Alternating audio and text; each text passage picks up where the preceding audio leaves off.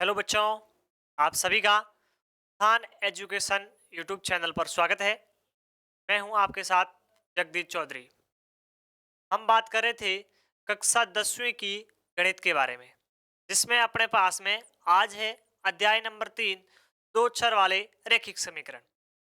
इस अध्याय में हमने अब तक समीकरणों के द्वारा ग्राफ का निर्माण कैसा होता है, ग्राफ में रेखाएं किस प्रकार प्रतिच्छेद करेगी और उनके हल कितने होंगे, हल है वो संगत है या असंगत, ये सारी की सारी बातें हैं वो अब तक हमने कर ली है। अभी हम बात करेंगे जो समीकरण अपने पास बन रहे हैं, उन समीकरणों के जो हल की जो विधियां हैं वो विधियां कौन कौन सी होगी। तो हम उसमें प्रथम विधि पढ़ रहे थे, प्रतिस्थापन विधि। कौन सी विधि? प्रतिस्थापन विधि। इस विधि में हम क्या करते हैं, दो समीकरण होते हैं, उन दोनों में से एक समीकरण का मान निकालकर दूसरे के पदों में रखते हैं। जब हम दूसरे के पदों में पहले समीकरण का मान रखते हैं तो अपने पास में दूसरे का मान प्राप्त हो जाता है और वही मान हम क्या करते हैं, वापस पहले के अंदर रख देते हैं, जिससे पहले समीकरण का मान प्राप्त हो जाता है। हम इस प्रकार आज अपने जो बुक के क्वेश्चन है, प्रश्नावली 3.3 के क्वेश्चन 1 और 2 थे, तो हमने सॉल्व कर लिए थे। लेकिन उसके जो आगे वाला क्वेश्चन नंबर 3 है, जिसके अंदर हमें क्या करना है, समीकरण का निर्माण भी करना है और उन समीकरणों को निर्माण करके उनका क्या ज्ञात करना है, हल ज्ञात करना है। क्या ज्ञात करना है? हल। तो आइए देखते हैं अपने पास में क्वेश्चन कौन सा है। पहला क्वेश्चन है क्वेश्चन नंबर 3 के कुछ पॉइंट्स दे रखे हैं, उन पॉइंट्स को आज हम सॉल्व कर रहे हैं। उसका पहला पॉइंट्स क्या है, देखो पहले पॉइंट्स में हमें दे रखा है कि दो संख्याओं का अंतर है वो कितना है, 27 है। 26 बता रहा है, वो बता रहा है कि दो संख्या है जिनका अंतर है, दोनों को अंदर घटाने के बाद में जो अंतर प्राप्त होता है वो कितना है, 27 यदि उनका अंतर है और एक संख्या है वो दूसरी संख्या की 3 गुणी है। वो बता रहा है दोनों संख्या में से एक संख्या है, मान लेते हैं जो पहली संख्या है वो दूसरी संख्या की क्या है, 3 गुणी है, उसकी 3 करते हैं, 3 से गुणा करते हैं तब वो हमें प्राप्त होती है। तो हमें क्या करना, हमें उन्हें ज्ञात कीजिए। हमें किन्हें ज्ञात करना, उन संख्याओं को ज्ञात करना है। ऐसी कौन सी दो संख्याएं हैं जिनका अंतर है वो तो 26 है और एक संख्या है वो दूसरी संख्या की कितनी गुणी है, 3 गुणी है, हमें ये पता करना है। तो आइए हम किस प्रकार से हल करते हैं, देखो सबसे पहले हल रखेंगे, हमें 10th क्लास के अंदर जो क्वेश्चन को कर रहे हैं उसको पूर्ण विधिवत ढंग से करने के बाद में ही हमें पूरे नंबर मिलते हैं। क्वेश्चन को पूर्ण विधि रूप से सबसे पहले हम लिखेंगे कि हमने माना क्या है, वो देखो माना कि पहली संख्या, पहली संख्या उसको हम क्या मान लेते हैं, x मान लेते हैं कि जो दो संख्या है उनमें से पहली संख्या है वो क्या है, x है। और तो दूसरी क्या हो जाएगी, और दूसरी संख्या अपने पास दूसरी हो जाएगी, वो कौन सी हो जाएगी, y।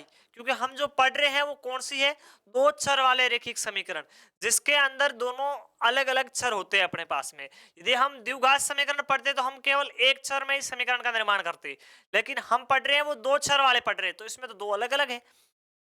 अब पहली संख्या है वो x है, दूसरी संख्या है वो अपने पास y है। अब प्रथम स्थिति के अंदर क्या दिया हुआ है कि इन दोनों संख्याओं का अंतर कितना है। प्रथम स्थिति, दो स्थिति बनती है, प्रथम स्थिति के अंदर वो बता रहा है कि उन दोनों का ही अंतर, अंतर का मतलब बाकी घटाव। यदि x में से मैं y का मान घटाता हूं तो मेरे पास में कितने प्राप्त हो गए, 26 प्राप्त हो गए। तो क्या बन जाएगा, x माइनस वाई बराबर 26। ये तो हमें दे रखा है कि उनका अंतर है वो कितना है, 26, तो उनका अंतर है। तो x संख्या पहली थी, y दूसरी थी, x माइनस वाई बराबर 26। ये अपने पास में प्राप्त हो गया समीकरण नंबर 1। अब इसी प्रकार हम समीकरण नंबर 2 का स्थिति करेंगे, सेकेंड स्थिति के अंदर उनका निर्माण करेंगे। देखो द्वितीय स्थिति, सेकेंड स्थिति के अंदर क्या बता रहा है, सेकेंड स्थिति में वो बता रहा है कि एक संख्या है वो दूसरी संख्या की कितनी गुणी है, 3 गुणी है। यानी पहली संख्या है वो बड़ी है और दूसरी क्या है, छोटी है। यानी पहली है वो दूसरी की 3 गुणी है, इसका मतलब x तो बड़ा हो गया। पहली संख्या क्या है, x है, तो x तो बड़ा है, तो छोटा कौन है, पीछे y बस गया, y छोटा है इसका मतलब y के अंदर ही हमें जोड़ना है। तो x का तो बड़ा है, y से तो x बड़ा है, लेकिन हमें किसको बराबर करना है, x के बराबर y को करना है। इसलिए हम किससे गुणा कर देंगे, y को किससे गुणा कर देंगे, 3 से गुणा कर देंगे। तो ये अपने पास में समीकरण नंबर 2 प्राप्त हो जाएगा। y बराबर 3x, यदि मैं इसका पक्षांतर करूंगा तो क्या बन जाएगा, x माइनस 3y बराबर 0। ये समीकरण नंबर 2 वही है, हम उसका केवल रूप परिवर्तन किया है। समीकरण नंबर 2 का क्या किया है, रूप परिवर्तन किया है। अब अपने पास में समीकरण नंबर 1 और 2 दोनों ही प्राप्त हो गए हैं। अब इन दोनों समीकरणों को क्या करना है, हल करना है। क्या करना है, हल करना। और हल करने के लिए हम कौन सी विधि उपयुक्त करनी है, हमें प्रतिस्थापन विधि हल करनी है। उसने क्वेश्चन के अंदर ही हमें दे रखा है कि इन दोनों समीकरणों को किस विधि से द्वारा करना है, प्रतिस्थापन विधि द्वारा करना है। तो आइए देखो, प्रतिस्थापन विधि का उपयोग करने पर हम क्या लिखेंगे, प्रतिस्थापन विधि द्वारा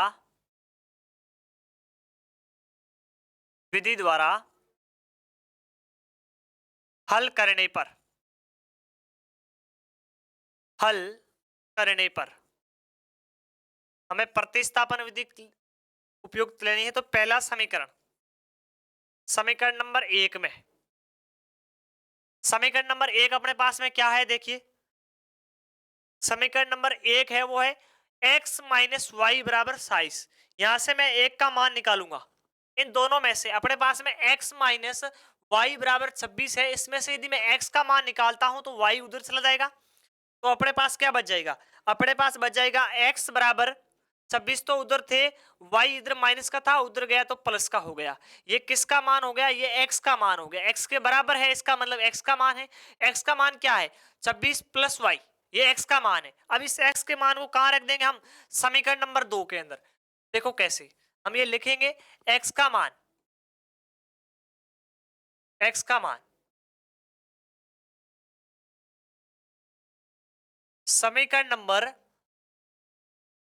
2 में रखने पर,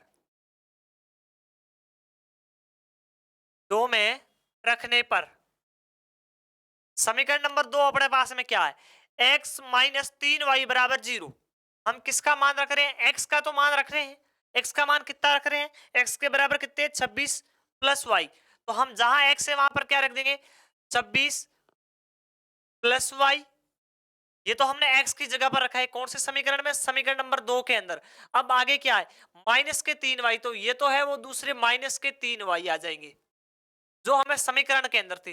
बराबर में क्या है, सर जी 0 है तो 0 रख दिया, जो है वैसा का वैसा। अब क्या करना है, तो समान है वो जुड़ जाएंगे। तो ये 26 है, ये तो उधर चले जाएंगे, और इधर देखिए ये y है वो किसका है, प्लस का है। एक y प्लस का है और 3y माइनस के हैं, यानी है तो दोनों ही y की घात एक एक है। इसका मतलब जुड़ेगा, एक है वो 3 है और एक है वो y अकेला ही है।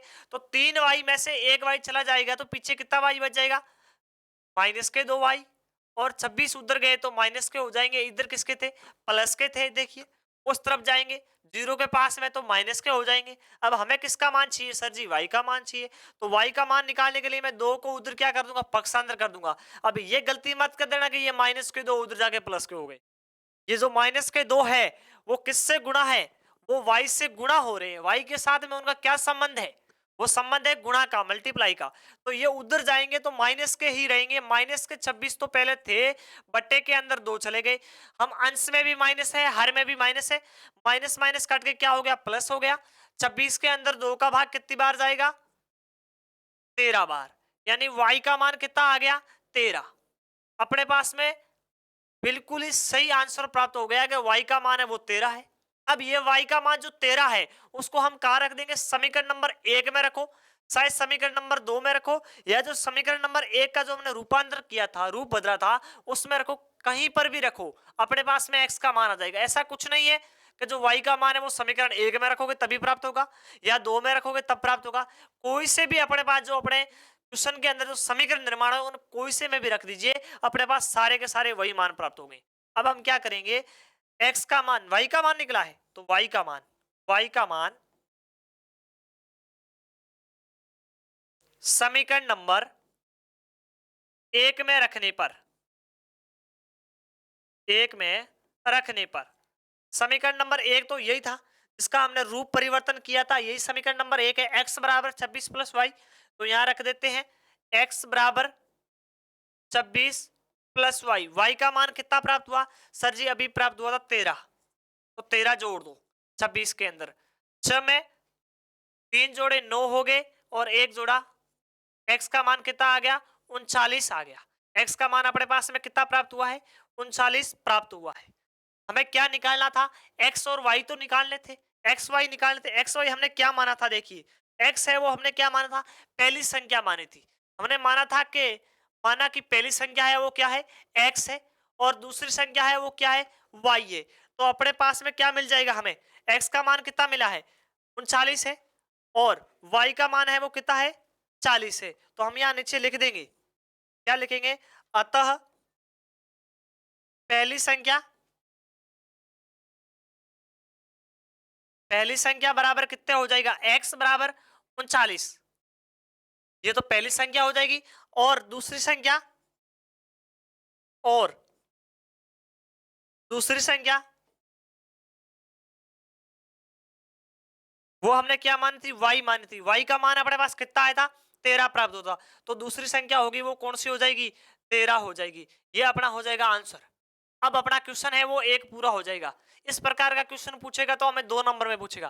कितने नंबर में? 2 नंबर में। लेकिन अपना जो 2023 का पैटर्न है उसके अंदर 2 नंबर का क्वेश्चन तो बनता ही नहीं है। इसका मतलब 1 नंबर में पूछेगा, लेकिन 1 नंबर के अंदर क्या पूछेगा? या तो समीकरण आपको बनाए हुए मिलेंगे। उस स्थिति में कैसे मिलेंगे? समीकरण हमें बनाए होंगे। ये जो हमने समीकरणों का निर्माण किया है ना, ये निर्माण हमें किया हुआ मिलेगा, या फिर ऐसा पूछ लेगा समीकरण का निर्माण कीजिए। दोनों में से एक कंडीशन होगी। दोनों ही साथ में नहीं पूछेगी। यदि दोनों साथ में पूछते हैं तो 2 नंबर का बनता है, और जो कि अपने पैटर्न के हिसाब से नहीं होगा। ये क्वेश्चन नंबर 1 अपना पूर्ण रूप से सॉल्व हो गया है। नेक्स्ट क्वेश्चन देखिए, अपना दूसरा पॉइंट। तीसरा पॉइंट आ गया, तो दूसरा पॉइंट देखो। दूसरा पॉइंट क्या है अपने पास में? दूसरे पॉइंट के अंदर एक शब्द आया हुआ है, वो बहुत ही इंपॉर्टेंट है। हमने पिछली क्लास में इसका अध्ययन भी किया था। पिछली क्लास का मतलब 9th में हम ऐसे प्रकार की परिभाषाओं को पढ़ के आए हैं। यदि 9th की वो परिभाषाएं हमें याद होगा तो वो शब्द हम आसानी से निकाल पाएंगे। कौन सा शब्द है वो? देखो क्या है अपने पास में? दो संपूरक कोणों में बड़ा कोण है वो छोटे कोण से 18 डिग्री है वो अधिक है, उन्हें ज्ञात कीजिए। हमें दो क्या दे रखे हैं? संपूरक कोण दे रखे हैं। हमें शब्द क्या दिया हुआ है? संपूरक शब्द। इस शब्द का अर्थ ही मैं आपको बता रहा हूं कि ये हमने 9th क्लास में पढ़ा है। ये 9th क्लास का जो अध्याय नंबर 6 है, रेखाएं कोण, तो उसके अंदर इसकी परिभाषा दे रखी है। दो ऐसे कोण जिनका योग होता है वो किसके बराबर हो? 180 के बराबर होता है, उन्हें क्या कहते हैं? समपूरक कोण कहते हैं। दो कोणों का योग, दो कोण को मिलाकर योग 180 के बराबर होता है, उन्हें क्या बोलते हैं? समपूरक। और दो कोणों का योग मिलाकर 90 डिग्री के बराबर होता है, उसे क्या बोलते हैं? पूरक कोण। कौन सा कोण? पूरक कोण। और एक होता है सरल कोण। सरल कोण तो होता है जिसका मान 180 डिग्री होता है। जिसका मान कितना हो? 180 डिग्री हो, उसे हम क्या कहते हैं? सरल कोण कहते हैं। रज्जु कोण भी उसी को कहते हैं। लेकिन दो कोणों का योग मिलकर जब 180 के बराबर हो जाता है, उस स्थिति में उन कोणों को क्या कहेंगे? समपूरक कोण कहते हैं। तो यहां पर हमें क्या बता रहा है? वो बता रहा है दो समपूरक कोणों में बड़ा कोण है वो छोटे कोण से बड़ा है। इसका मतलब छोटे से बड़ा है तभी तो वो बड़ा है। और वो कितना बड़ा है? वो बता रहा 18 डिग्री अधिक है। कितने डिग्री अधिक है? 18 डिग्री है वो। बड़ा वाला कौन है? वो छोटे से बड़ा है। दो समपूरक कोण, तो अपनी पहली कंडीशन है वो यहीं से बन जाएगी। इन समीकरण से ही अपने पास में पहली कंडीशन बन जाएगी कि समपूरक की परिभाषा क्या होती है सर जी? समपूरक की परिभाषा होती है दो ऐसे कोण जिनका योग 180 के बराबर हो। तो हम जो मानेंगे उन दोनों का योग किसके बराबर हो जाएगा? 180 के बराबर। तो हम क्या करेंगे? हल। सबसे पहले माना कि माना कि बड़ा कोण, बड़ा कोण है वो क्या है? एक्स है। बड़े वाले कोण को हम क्या मान लेते हैं? एक्स मान लेते हैं। और छोटा कोण, तो छोटा कोण क्या हो जाएगा?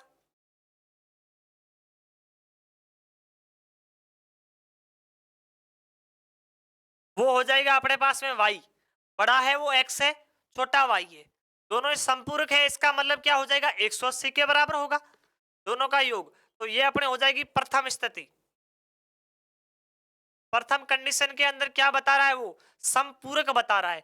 समपूरक का मतलब होता है दो कोणों का योग किसके बराबर हो, 180 के बराबर हो। किसके बराबर होता है, 180 के। यानी दो कोण कौन सी है, एक तो x है, दूसरा y है, दोनों का योग किसके बराबर हो जाएगा सर जी, 80 के बराबर, 180 के बराबर। ये समीकरण नंबर 1 हो गया अपने पास में। समीकरण नंबर 1 तो इस शब्द से मिल गया, ये जो शब्द दे रखा है इस शब्द से अपनी प्रथम स्थिति क्लियर हो गई। दूसरी स्थिति उसने सीधी दे रखी है, वो बता रहा है बड़ा कौन है वो छोटे कौन से कितना अधिक है, 18 डिग्री अधिक है। इसका मतलब बड़ा वाला तो बड़ा है, छोटे वाला छोटा है। यानी हमें छोटे को किसके बराबर करना है, बड़े के बराबर करना है। बड़े बड़े के बराबर करने के लिए क्या करना पड़ेगा, 18 को जोड़ना पड़ेगा। 18 अधिक है, इसका मतलब 18 जोड़ना पड़ेगा। x तो बड़ा है, छोटा कौन है, y है, y हमने छोटा माना है, तो x के बराबर कब होगा, x के बराबर तो लिख रहे हैं हम, x बराबर y। हमारे पास स्थिति क्या बन रही है कि x के बराबर y, x के बराबर y तो है ही नहीं, क्योंकि वो 18 कम है, और 18 कम है, यदि हम बराबर लिख रहे हैं उसको बराबर करना पड़ेगा।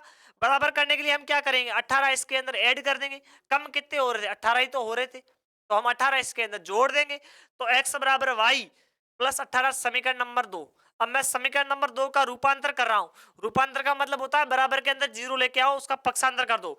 तो x, ये y माइनस का इधर आ जाएगा, और ये 18 भी इधर आ जाएंगे माइनस के। इस प्रकार का भी आपको दे रखा होगा कहीं पर, यदि इस प्रकार का मिलता है x माइनस वाई माइनस 18 बराबर 0, तो वो भी समीकरण नंबर 2 का ही होगा रूप। हम केवल रूप परिवर्तन, यदि आप वहां पर देख के बोलते हो सर जी ने गलत करवाया है, वहां पर तो कुछ अलग था, सर कुछ अलग करवा रहे हैं, हमें उनको देखकर घबराना नहीं है। हमें यह देखना है कि उसमें जो किया है वो उसने समीकरण का क्या किया है, रूपांतर किया है, पक्षांतर कर दिया है। एक चर को इधर भेज दिया, एक को इधर भेज दिया। अब देखो आगे हमें हल क्या करना है, ये बता रहा है उनको ज्ञात कीजिए। किनको ज्ञात करना है, बड़ा कौन और छोटे कौन, उनको हमें ज्ञात करना है कि छोटे कौन का क्या मान होगा और बड़े का क्या होगा। कौन सी विधि द्वारा करेंगे हम, हमारे पास तो एक ही विधि है अभी तक, आगे तो हम और पढ़ेंगे, दो विधियां और जाएगी, विलोपन और वज्रगुण। अभी तक तो हमने कौन सी पढ़ी है, प्रतिस्थापन, तो हम यहां लगा देंगे प्रतिस्थापन विधि द्वारा हल करने पर। प्रतिस्थापन विधि द्वारा हल करने पर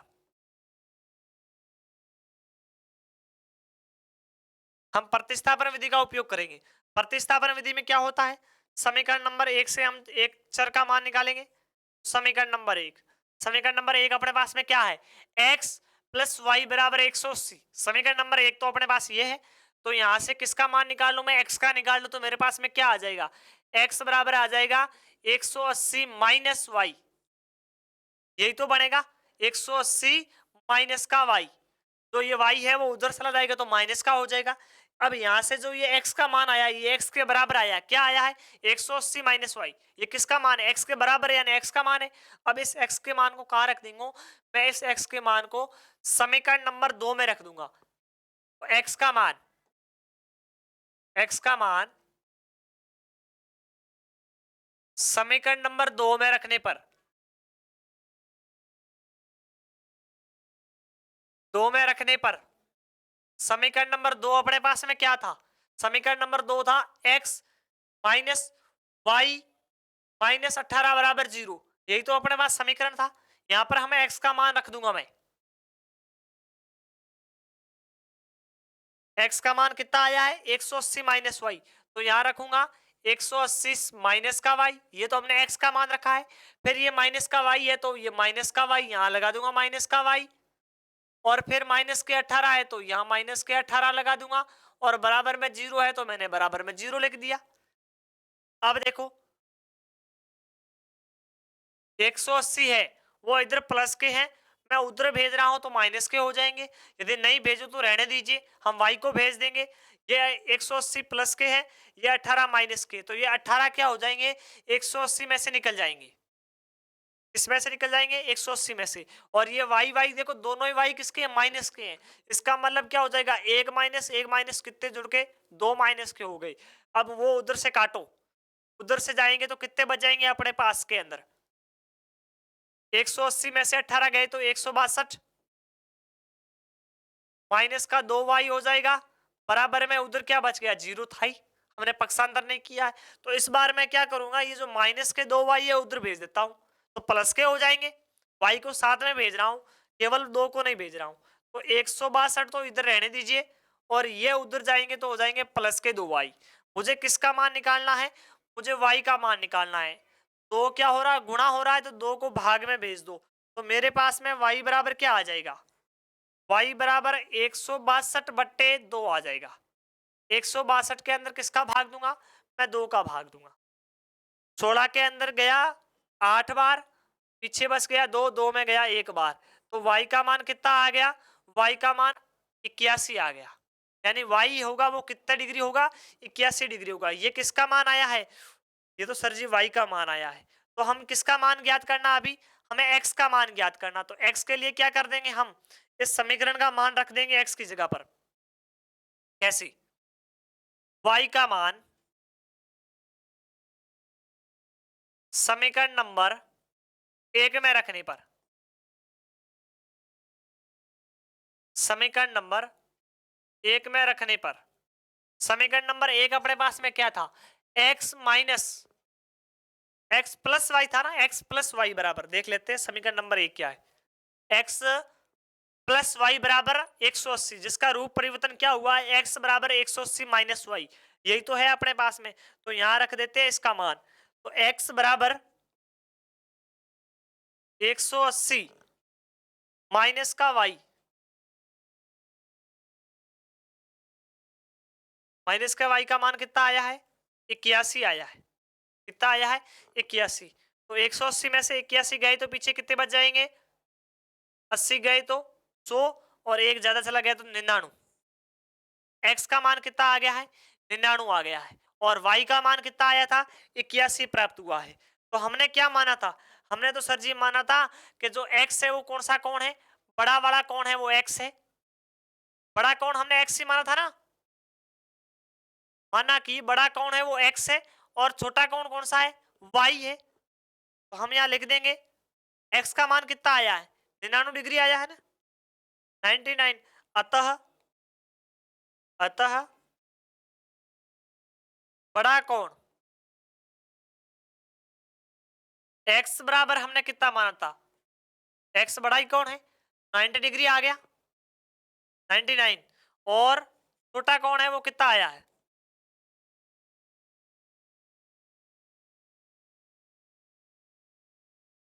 जिसको हमने y माना था, कितना आया, 81 डिग्री। वो अपने पास में छोटा आ गया है 81 डिग्री। ये अपना हो गया आंसर। क्या हो गया, आंसर। हमें दो कोण ज्ञात करने थे, बड़ा और छोटा, दोनों ही हमने ज्ञात कर लिए हैं। एक है वो 99 डिग्री आया है, दूसरा 81 डिग्री आया है, हमने दोनों ही कोण ज्ञात कर लिए हैं। आगे हम देखते हैं इसका तीसरा पॉइंट। इस प्रकार का हमने पहले भी पॉइंट कर रखा है, एक दो पॉइंट थे जो इन प्रकार के हमने पहले किए थे 3.1 के अंदर, क्रिकेट की टीम वाला। वही क्वेश्चन देखो फिर के वापस आ रहा है। ये क्वेश्चन है वो इंपोर्टेंट है, और इस क्वेश्चन को यदि पूछा जाएगा तो 4 नंबर के ग्राफ में पूछेगा, उसके अंदर आपको इस प्रकार का क्वेश्चन पूछेगा। क्या है क्वेश्चन, देखिए क्वेश्चन में बता रहा है कि एक क्रिकेट टीम के कोच ने 7 बल्ले और 6 गेंदे हैं वो 3800 रुपए में खरीदी है। हमें बता रहा है कुछ बल्ले और गेंदे हैं वो एक क्रिकेट टीम का कोच है वो खरीदता है, और वो कितने रुपए देता है, 7 तो बल्ले खरीदता है, 6 गेंद खरीदता है 3800 रुपए के अंदर। दूसरा क्या करता है, कुछ समय बाद में वो क्या करता है, बाद में उसने क्या किया, 3 बल्ले और 5 गेंदे हैं वो 1750 रुपए में खरीदी। तो प्रत्येक बल्ले का मूल्य और प्रत्येक गेंद का मूल्य ज्ञात करना, हमें एक गेंद का मूल्य और एक बॉल का मूल्य ज्ञात करना। तो पहले हम क्या कर लेंगे, समीकरण बना लेते हैं इन दोनों का। क्या बना लेते हैं कि इस कथन का जो समीकरण है वो क्या बढ़ेगा। तो माना कि अब यहां पर वो किसकी बात कर रहा है, बल्ले और गेंद की बात कर रहा है। एक बार बल्ले और गेंद के कुछ अलग पैसे दे रहा है, एक बार अलग दे रहा है। तो हम मान लेते हैं कि एक बल्ले का मूल्य, एक बल्ले का मूल्य, एक बल्ले का मूल्य वो कितना देता है, x रुपए दे रहा है। हमने ये कल्पना की है कि एक बल्ले का मूल्य है वो कितना है, x रुपया है। और एक गेंद का मूल्य, एक गेंद का मूल्य वो हम कितना मान लेते हैं, y रुपए। भाई एक गेंद का मूल्य है वो कितना है, y रुपए। अब दो स्थिति अलग अलग दे रखी है, देखो स्पष्ट रूप से। प्रथम स्थिति में क्या बन जाएगा,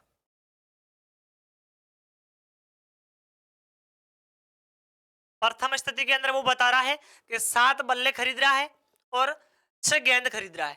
7 बल्ले खरीद रहा है और 6 गेंद खरीद रहा है, रुपए कितना दे रहा है, 3800 रुपए। तो हम क्या बोल लेंगे, एक बल्ले का तो x रुपए है, तो 7 बल्ले का 7x हो गया, प्लस दोनों को मिलाकर वो कितने दे रहा है, दोनों के भाई गेंद और बल्ले दोनों के तो 3800 रुपए दे रहा है। तो गेंद के कितने, एक गेंद का y रुपया है, तो 6 गेंद के कितने हो जाएंगे, 6y बराबर कितने रुपए अदा कर रहा है, 3800। समीकरण नंबर 1 बन गया। क्या बन गया, 7x प्लस 6y बराबर 3800, समीकरण नंबर 1। ये हमने समीकरण नंबर 1 स्थिति से पता लगा लिया है। अब समीकरण नंबर 2 निकालना है, स्थिति सेकंड। द्वितीय स्थिति देखिए, द्वितीय स्थिति के अंदर वो क्या बता रहा है कि बाद में उसने क्या कितने खरीदे, 3 बल्ले। एक बल्ले का x है तो 3 बल्लों का 3x हो गया। और गेंद कितनी खरीद रहा है, 5 गेंद। एक गेंद का y रुपए है तो 5 गेंद का 5y हो गए।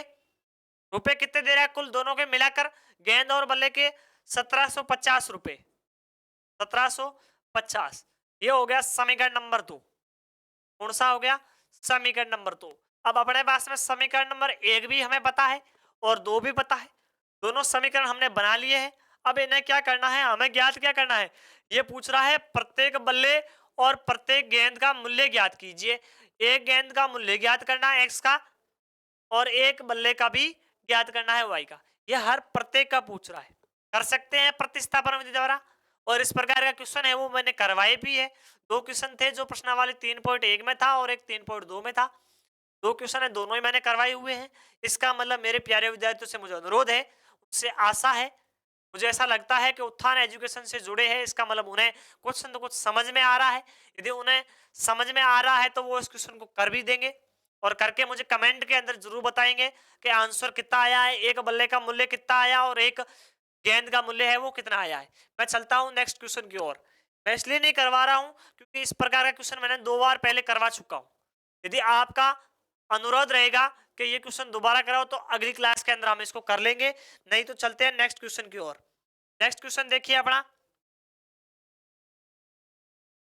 चौथा पॉइंट्स, बेहद ही इंपॉर्टेंट है। ये जो पॉइंट्स है इस प्रकार का पॉइंट्स हमारे आगे और आएंगे। कौन सी प्रश्नावली में, एपी के अंदर इसी प्रकार के नियत भाड़े की बात होगी, इसी प्रकार अतिरिक्त मूल्य की बात होगी। तो ये क्वेश्चन है वो थोड़ा सा इंपॉर्टेंट है, ये बात समझ लेना। हम जब आगे पढ़ेंगे यूनिट नंबर 5 एपी समांतर श्रेणी, उसके अंदर ये इस प्रकार के क्वेश्चन वापस पूछ जाएंगे। देखिए क्वेश्चन क्या है, ये बता रहा है एक नगर में टैक्सी के भाड़े में कुछ नियत भाड़े के अतिरिक्त चलाई गई दूरी के लिए भी क्या कर रहा है, वो भाड़ा सम्मिलित किया जाता है। ये बता रहा है एक टैक्सी वाला है तो ये बोलता है कि यदि मुझे कोई किराए के लिए बुलाता है, टैक्सी वाला क्या कहता है कि यदि मुझे कोई व्यक्ति किराए के लिए बुलाता है तो मेरा ये नियम है कि मैं प्रति किलोमीटर का किराया भी लूंगा और उसके अलावा मैं अतिरिक्त किराया लूंगा। अतिरिक्त का मतलब होता है नियत भाड़ा, मैं नियत भाड़ा लूंगा। यदि आप मुझे लेके जाते हो 2 किलोमीटर तो भी मुझे आपको नियत भाड़ा देना पड़ेगा। आप मुझे केवल कॉल करके बुला लेते हो तो भी मुझे आपको नियत भाड़ा देना पड़ेगा। और आप 50 किलोमीटर लेके जाते हो तो भी मुझे नियत भाड़ा है वो देना पड़ेगा। वो क्या बता रहा है कि एक टैक्सी है वो भाड़े के लिए नियत भाड़े के अतिरिक्त चलाई गई दूरी के लिए भाड़ा सम्मिलित किया गया है। वो पहले बता रहा है कि 10 किलोमीटर दूरी के लिए वो भाड़ा कितना ले रहा है, 10 किलोमीटर की दूरी के लिए वो 105 रुपए ले रहा है, तथा 15 किलोमीटर की दूरी के लिए 155 रुपए ले रहा है। तो नियत भाड़ा ज्ञात करो और प्रति किलोमीटर का भाड़ा क्या है वो ज्ञात करो। और एक व्यक्ति को 25 किलोमीटर यात्रा करने के लिए कितना भाड़ा देना होगा। इसमें 3 कंडीशन पूछी गई है। पहले तो पूछ रहा है कि उसका नियत भाड़ा ज्ञात करो, फिर पूछ रहा है कि उसका अतिरिक्त भाड़ा कितना है, अतिरिक्त का मतलब प्रत्येक किलोमीटर का वो किराया कितनी ले रही है टैक्सी, और फिर ये पूछ रहा है कि एक व्यक्ति है जो उस टैक्सी को कितने किलोमीटर लेके जा रहा है, 25 किलोमीटर लेके जा रहा है, तो वो अपने द्वारा कितना भाड़ा है, वो कितना किराया है वो अदा करेगा, उसको पे करना पड़ेगा हमें। ये 3 कंडीशन अलग अलग पूछी हुई है।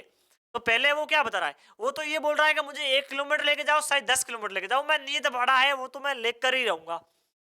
यदि हम नियत भाड़े को और अतिरिक्त भाड़े को अलग अलग मानते हैं, कैसे? हम क्या करते हैं, माना कि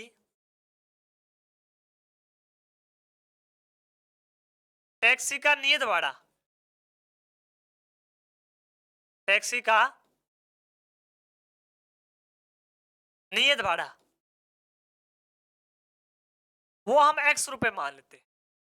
भाई टैक्सी का वाला है, वो ये बोल रहा है कि मुझे यदि कॉल करके बुला लिया, इसका मतलब मुझे एक्स रुपए देने पड़ेंगे, चाहे मुझे आप 5 किलोमीटर लेके जाओ, चाहे 10 किलोमीटर, एक्स रुपए तो पक्के हो गए। और यदि मुझे 5 किलोमीटर लेके जा रहे हो, तो वो 5 किलोमीटर का मैं पैसे अलग लूंगा। अरे किलोमीटर के हिसाब से 1 किलोमीटर के 12 रुपए या 18 रुपए जितने भी लूंगा वो अलग है, लेकिन मुझे एक्स रुपए तो देने ही पड़ेंगे।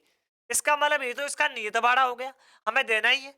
फिर बता रहा है वो उसका अतिरिक्त, और उसका अतिरिक्त किराया, अतिरिक्त का मतलब होता है प्रत्येक किलोमीटर का किराया।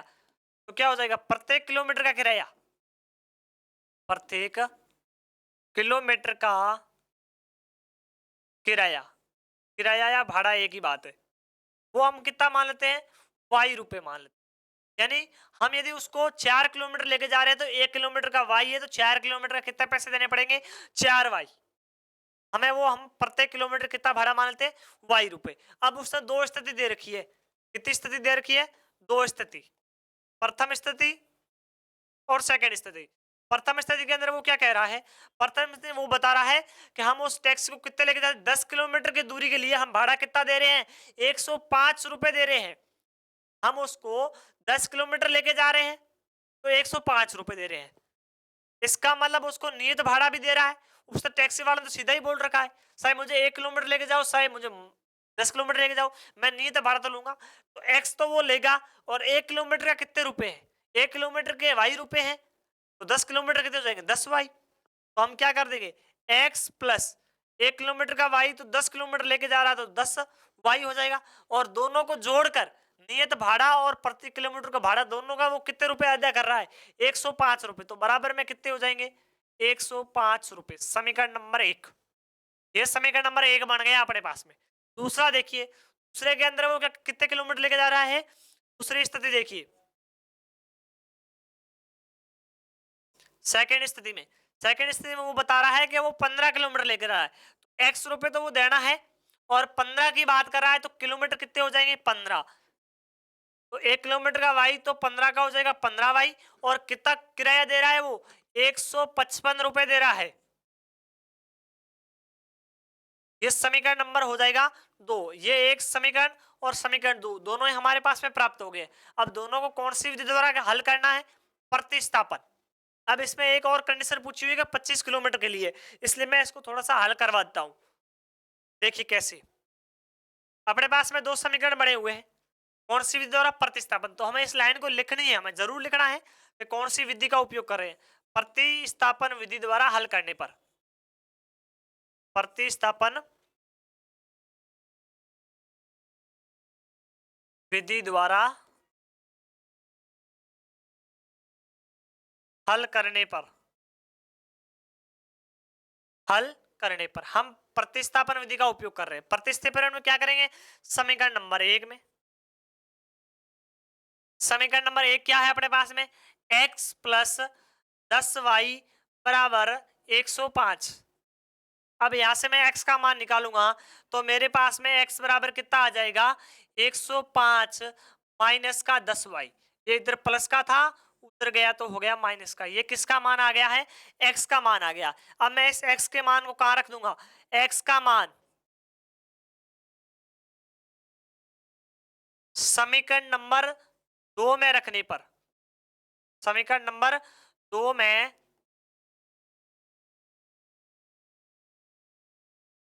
रखने पर, समीकरण नंबर 2 अपने पास में क्या है, देखो समीकरण नंबर 2 अपने पास में है x प्लस 15y बराबर 155। ये किसका मान है, x का मान है, वो हम समीकरण नंबर 2 में रख रहे हैं।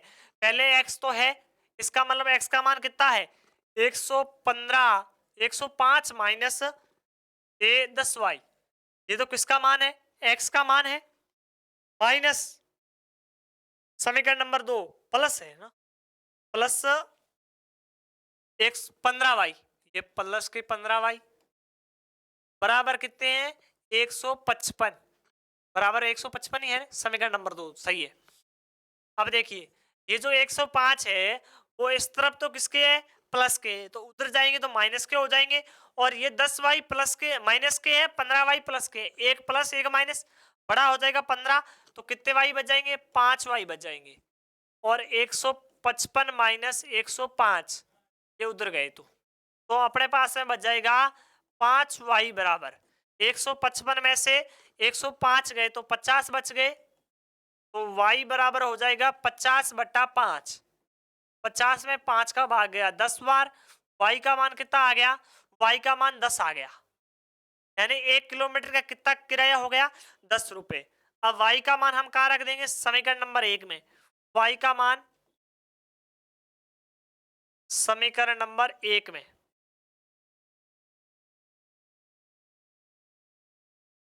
रखने पर y का मान समीकरण नंबर 1, समीकरण नंबर 1 क्या था, x बराबर 105 माइनस 10y, y का मान 10 है, ऑलरेडी दे रखा है, तो x बराबर कितना आ जाएगा, x बराबर हो जाएगा 105 माइनस 10 गुना 10 कितने हो गए 100, y का मान x का मान आ जाएगा अपने पास में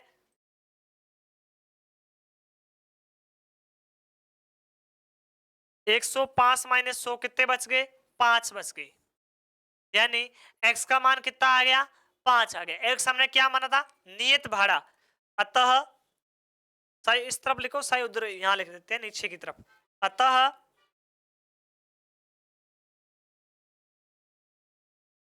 टैक्सी का नियत भाड़ा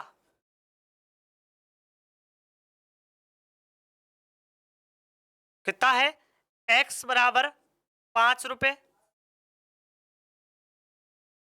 और प्रत्येक किलोमीटर यानी अतिरिक्त भाड़ा ले रहा है वो, अतिरिक्त भाड़ा यानी प्रत्येक किलोमीटर का भाड़ा कितना हो जाएगा,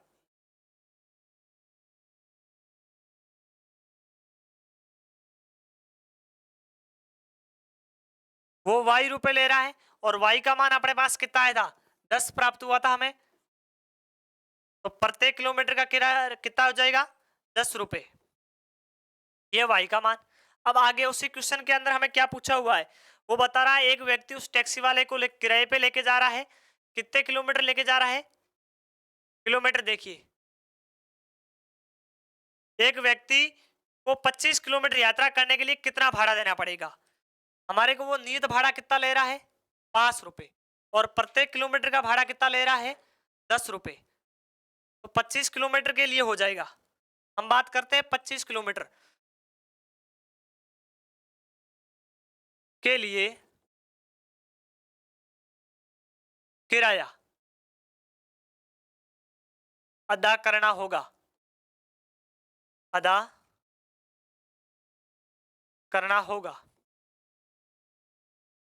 वो x रुपए हमने माना था, x का मान कितना आया था 5 रुपए, तो उसको नियत भाड़ा देना है, तो ये तो 5 हो गया, प्लस 25 किलोमीटर, 1 किलोमीटर का कितने हैं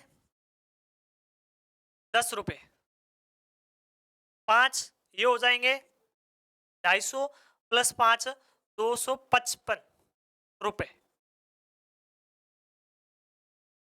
तो हम क्या लिख देंगे, अतः 25 किलोमीटर के लिए 255 रुपए अदा करने होंगे,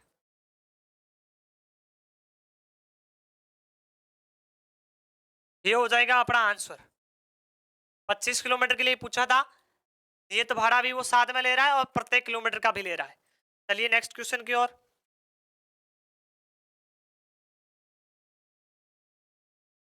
नेक्स्ट क्वेश्चन है वो भिन्न का पूछा हुआ है।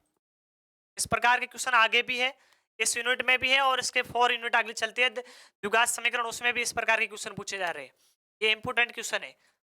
देखो क्या कह रहा है, यदि किसी भिन्न के अंश और हर दोनों में हम कितने जोड़ रहे हैं, 2 जोड़ दिए जाए तो वो भिन्न कितनी हो जाती है, तो वो भिन्न 9/11 हो जाती है। और यदि हम अंश और हर दोनों में कितने जोड़ते हैं, 3-3 जोड़ रहे हैं, 3 जोड़ दिया जाता है, तो वो भिन्न कितनी हो जाती है, 5/6 हो जाती है। तो हमें क्या ज्ञात करना, हमें वो भिन्न ज्ञात करनी है। ऐसी कौन सी भिन्न है जिनके अंश के अंदर हम 2 जोड़ते हैं और हर में 2 जोड़ते हैं, तो वो भिन्न 9/11 हो जाती है। और यदि हम अंश और हर के अंदर 3-3 जोड़ते हैं, तो वो भिन्न 5/6 हो जाती है। तो वो भिन्न ज्ञात करनी है। क्या करेंगे, सबसे पहले मानेंगे, माना कि, मानने से पहले जो भिन्न होती है वो भिन्न अपने किस रूप में होती है, अपने पास में देखिए भिन्न होती है, वो होती है अंश बट्टा हर। ऊपर का पार्ट होता है उसको अंश बोलते हैं, और बट्टे के जो नीचे का भाग का रूप होता है उसको बोलते हैं हर। अंश बट्टे हर के रूप में होती है। तो हम भी क्या करेंगे, अंश और हर का अलग अलग मान मान लेते हैं कि अंश को x मान लेते हैं, हर को y मान लेते हैं। माना कि भिन्न का, भिन्न की बात करें तो भिन्न का क्या हो जाएगा, अंश। अंश हम क्या मान लेते हैं, x है, अंश है वो x है। और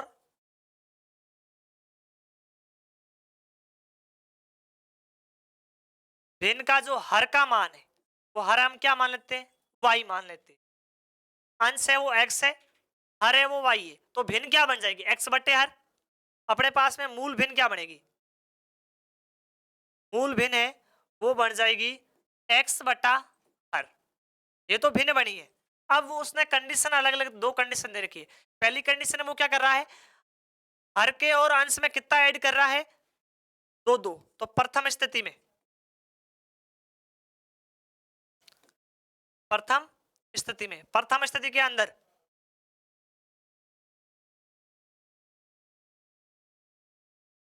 x के अंदर भी वो कितने बता रहा है कि अंश में भी 2 जोड़ने पर और हर में भी 2 जोड़ने पर।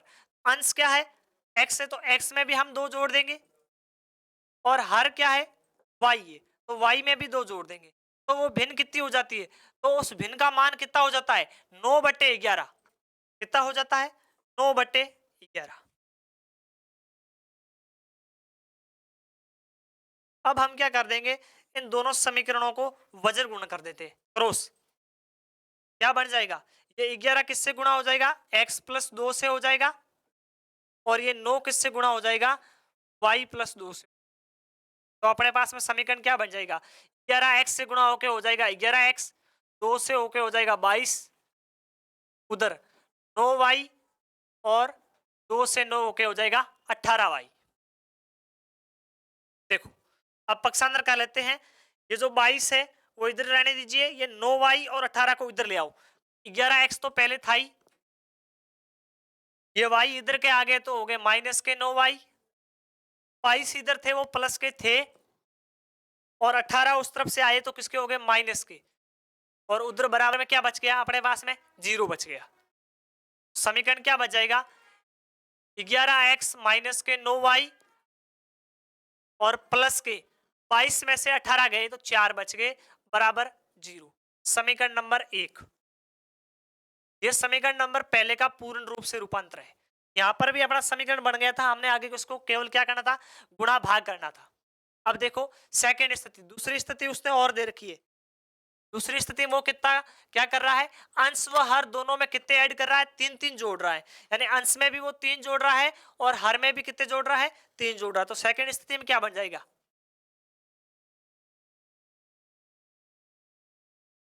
सेकंड स्थिति अंश में, अंश x है, x में भी 3 जोड़ता है, और हर है वो अपने पास में y है, तो y में भी कितने जोड़ता है, वो 3 जोड़ रहा है। तो वो भिन्न कितनी हो जाती है, 5/6 हो जाती है। तो उस भिन्न का मान कितना हो जाता है, 5/6। वापस वही रूप बन रहा है, क्या करोगे, वज्र गुण, क्रॉस। ये 6 किससे गुणा हो जाएगा, x+3 से हो जाएगा, बराबर में 5 किससे गुणा हो जाएगा, y+3 से हो जाएगा। तो अपने पास में क्या बन जाएगा, 6 गुणा होके हो जाएगा 6x, 3 से होके हो जाएगा 18, 5y और 15। थोड़ा सा पक्षांतर कर लेते हैं। 6y इधर तो थे ही, 6x, 5y को इधर ले आए, 18 इधर प्लस के थे, 15 उधर से आए तो हो गए माइनस के। अपने पास में ये रूप बना। आगे देखो 6y तो वैसे के वैसे है, 6x 6x को रहने दीजिए, 5y वही रह जाएगा, 18 में से 15 गए तो प्लस के 3 बच गए, बराबर में 0। समीकरण नंबर 2, ये समीकरण 1 और 2 हमें प्राप्त हो गए। समीकरण 1 और समीकरण 2, इन दोनों समीकरण से हमें किसका मान निकालना है? x और y का मान निकालना है। कौन सी विधि द्वारा? प्रतिस्थापन विधि द्वारा। इनको हल कर सकते हो, x और y दोनों के मान निकालने। चलिए नेक्स्ट क्वेश्चन। इस प्रकार का क्वेश्चन अपने पहले भी आ रखा है, 3.1 का पहला था, आफ्ताब की पुत्री की आयु, वैसा ही क्वेश्चन है। और आगे इस प्रकार के एक दो क्वेश्चन और भी है। जैसे जैसे हम आगे बढ़ेंगे तब तक हमारे जो ये क्वेश्चन की जो टाइप्स है वो हमारे क्लियर हो जाएगी कि हर बार एग्जामिनर किस प्रकार का क्वेश्चन पूछता है। देखिए क्या बता रखा है कि 5 वर्ष बाद जैकब की आयु है वो उसके पुत्र की आयु से 3 गुनी हो जाएगी, और 5 वर्ष पूर्व जैकब की आयु है वो उसके पुत्र की आयु की 7 गुनी हो जाती है, तो उनकी वर्तमान आयु क्या होगी? जैकब और जैकब के पुत्र की वर्तमान आयु हमें ज्ञात करनी है। एक कंडीशन है वो हमें किसके में दे रखी है? भूतकाल में दे रखी है, और एक है वो फ्यूचर की दे रखी है, आगे की दे रखी है। एक बता रहा है कितने साल? 5 वर्ष बाद की बात कर रहा है, यानी जोड़ने की बात कर रहा है, और एक है वो 5 वर्ष पूर्व यानी घटाने की बात कर रहा है। तो हम क्या मान लेते हैं? माना कि हल में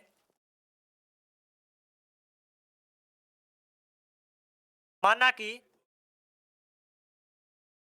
जैकब की वर्तमान आयु, माना कि जैकब की वर्तमान आयु है वो कितनी मान लेते हैं? एक्स वर्ष।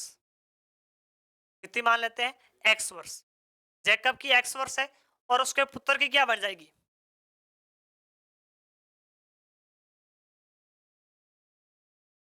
और उसके पुत्र की वर्तमान आयु,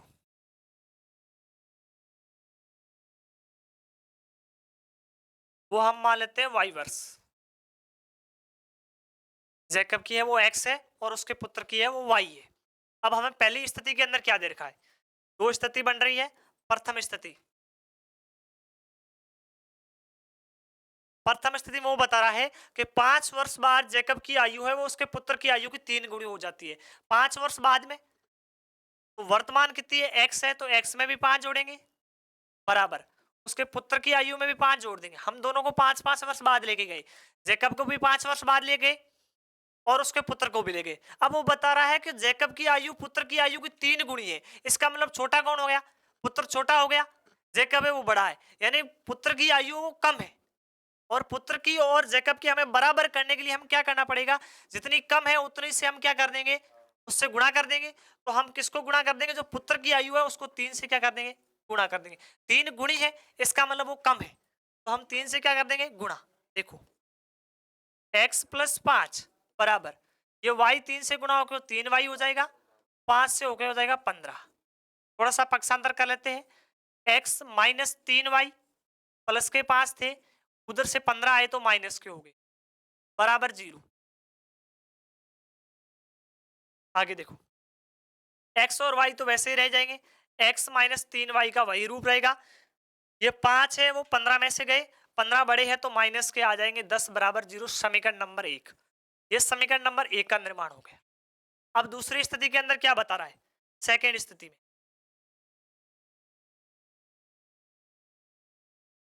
सेकेंड स्थिति में वो कह रहा है कि 5 वर्ष पूर्व की आयु, 5 साल पहले की बात कर रहा है। पूर्व का मतलब पहले, पहले का मतलब माइनस, x माइनस 5 साल जाएंगे। जैकब को भी हम क्या करेंगे? 5 साल पहले लेके जाएंगे, और उसके पुत्र को भी क्या करेंगे? 5 साल पहले। तो y है उसकी आयु, y माइनस 5, 5 साल पूर्व है वो उसकी पुत्र की आयु की 7 गुणी थी। किसकी? जैकब की। अब भी जैकब बड़ा है, जैकब की आयु है वो 7 गुणी है, उसका पुत्र छोटा है, तो उसको बराबर करने के लिए हम किससे गुणा कर देंगे? 7 से गुणा कर देंगे। देखो क्या समीकरण बन जाएगा आगे, x माइनस 5 ये हो जाएगा 7y, और 5 से गुणा हो जाएगा माइनस के 35। अब पक्षांतर कर दो इनका, ये x, ये 7y उधर प्लस के थे इधर माइनस के हो गए, 5 इधर माइनस के थे, 35 इधर आए तो प्लस के हो गए उधर माइनस के थे, बराबर में उधर क्या बच गया 0। आगे देखो x माइनस 7y, 5 माइनस के है 35 प्लस के है तो बड़े हैं, 35 में से 5 गए तो 30 बच गए बराबर 0। समीकरण नंबर 2। अब अपने पास में समीकरण 1 है और समीकरण 2 है, दोनों से क्या करना हमें प्रतिस्थापन विधि द्वारा ज्ञात करना है। x क्या है, x जैकब की आयु है और y उसके पुत्र की आयु है। जो x का मान आ जाएगा वो किसकी हो जाएगी, वर्तमान आयु जैकब की हो जाएगी, और जो y का मान आएगा वो उसके पुत्र की वर्तमान आयु हो जाएगी। Next class next day. Thank you very much.